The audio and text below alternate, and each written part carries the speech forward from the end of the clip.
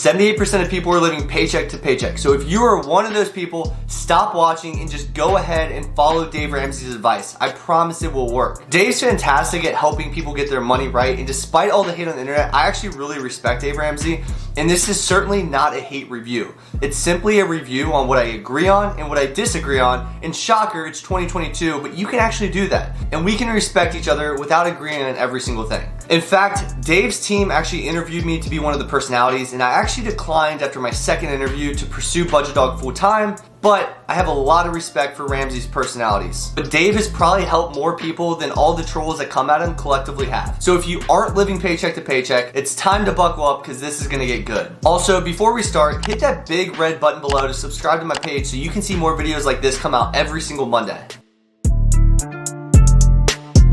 Dave is infamous for his baby steps, and I have to agree, as a one-size-fits-all approach, it's actually pretty solid and it's hard to argue. They're kind of common sense steps, like he says, and it's like grandma's way of handling money. In general, these are great. Honestly, it would definitely ensure a safe and successful route, but how successful is the question and how efficient is it? So let's break down his 7 baby steps and where I agree and disagree. Remember, these steps are sequential, in that you don't go to the next step until the preceding step is complete. I'm conflicted on this because people suck at doing multiple things at once, but I do think with automation, you can get around this. So baby step 1, save $1,000 for your starter emergency fund. Not quite sure this is enough for the everyday person. At the same time, I actually did this. And at 23, we began our full-time jobs and had secure jobs with no kids. While there was still a risk, we took it and never looked back. It lit us on fire and we crushed $76,000 of debt in just 1 year. I do think this could get dicey for some families and would be tragic if something significant happened and it derailed them, but I would be careful, use proper judgment to make this call, and I hate cash, but it's certainly required at times. Baby step 2, pay off all debt except the house using the debt snowball approach. Again, we did this. We were 23 with no kids and good jobs. We mapped out our timeline and noticed it could take a year and a half. It ended up just being 12 months, so we went for it. I even have a really good YouTube video on how to fully assess this decision,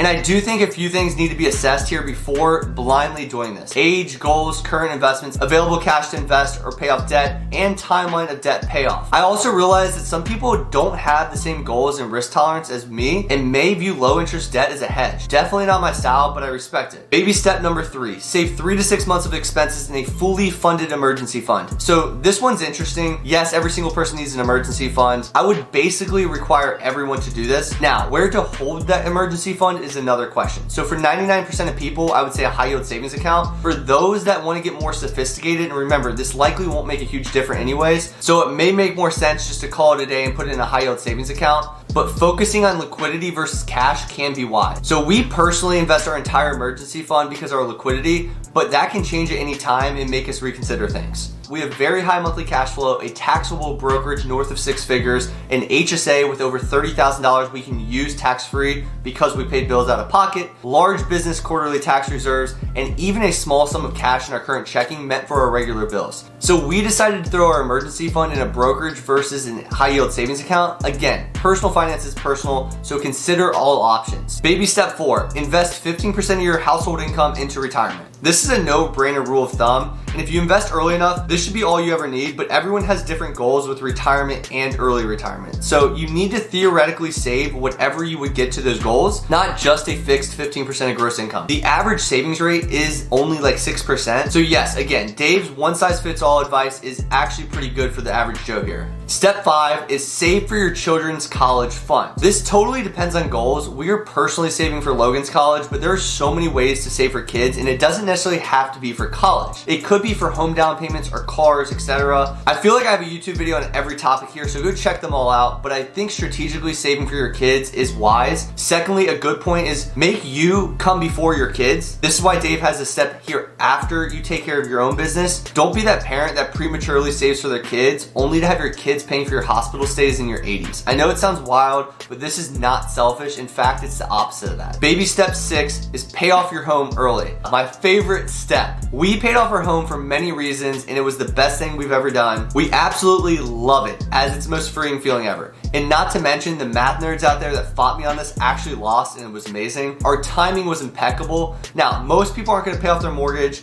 in 2 years and happen to time it up as perfectly as we did. So the math probably is more beneficial to invest typically if you had to pick between investing or paying off your house. The thing is, you don't. You can do both at the same time, and that's what Dave's saying here. Who wants a mortgage for their whole life? Not me, as I obviously paid mine off at 29 years old, but as long as you're investing and your goals are aligned with where your cash is actually going, this could be an excellent opportunity. Personally, we paid off our home, but did so while investing 20% of our gross income, not 15% as Dave has here. And I love this step if it aligns with your personal goals. Step 7 is build wealth and give. If the trolls hate on this step, I'm not sure what to say. You can't argue building wealth and giving. I'm in total alignment with this step, and giving is fulfilling for you and others, and I highly recommend it. These are the baby steps, and now you can see where I fall in relation to each step. But the other thing Dave talks about often is investing, and boy, do we really disagree on this one. Before I share what we disagree on, here's what we agree on. Invest at least 15% of your gross income. This can vary, but in general, you can't go wrong here. Number 2 is invest with tax advantage retirement accounts. I would start here, but I wouldn't end here. Number 3 is diversify your investment portfolio. Number 4 is don't chase returns. And number 5 is invest for the long term. So what don't we agree on? Dave recommends investing into actively managed mutual funds, and he claims that he's had a 12% return versus the 10% market average. For one, that's likely a flat out lie, or at the very least, very misleading. He is speaking in gross terms, not net of fees, and that could be a huge difference. Secondly, if you've been following me for a while, you know why that's just highly unlikely, even net of returns. Dave is basically claiming he falls within 1% of people, and that anyone taking this approach can too, and I share plenty of stats on why this claim is just BS. Not to mention, a 4-way split between 25% of allocations each, as you see on the screen, forever makes not a lot of sense. As goals, risk, and timelines shift, so should your allocations. And of course, I have a YouTube video on this as well, on exactly how to come up with your portfolio allocations, so go check that out. On the other hand, I highly encourage investors to invest in low-cost index funds and ETFs and to educate yourself to own your own portfolio. I'm not against financial advisors, and yes, I have a YouTube video on this as well of how to decide whether or not to use one, but I wouldn't. Dave has a network of SmartVestor pros that he refers people to. I even did some digging and tested this, and I called around to some, and let me tell you, Dave claims he vets these people, and I'm not sure his process, but I would be very careful. The 2 specific ones I called do not follow his approach,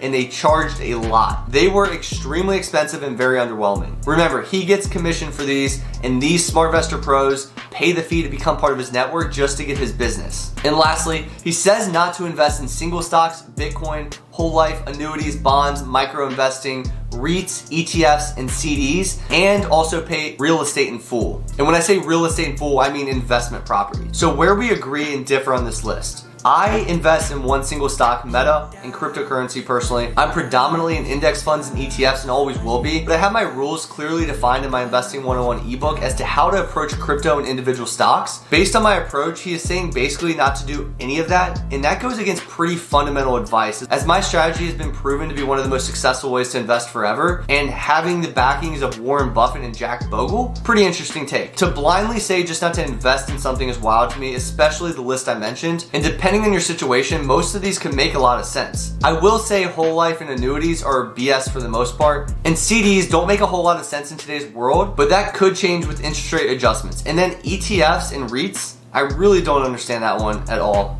That's saying not to invest in VU or the S&P 500 ETF, so I'm lost on that one, Dave. So that's a wrap. While I think the vast majority would benefit from Ramsey's advice, if you are past the basics and you aren't living paycheck to paycheck, I think my approach is much better and more nuanced. But he wants a simple approach and to appeal to the masses, and it does, so I can't blame him or bash him for that, and he helps more people than he hurts. And I wouldn't even really say the word hurts, but more so doesn't maximize their potential. Remember, finance is personal and finance is nuanced. While there may be a framework most people can work off, everyone has different circumstances that need to be accounted for. It's really that simple. And as a reminder, if you enjoyed this video, make sure to click the subscribe button below, and I will talk to you in the next video.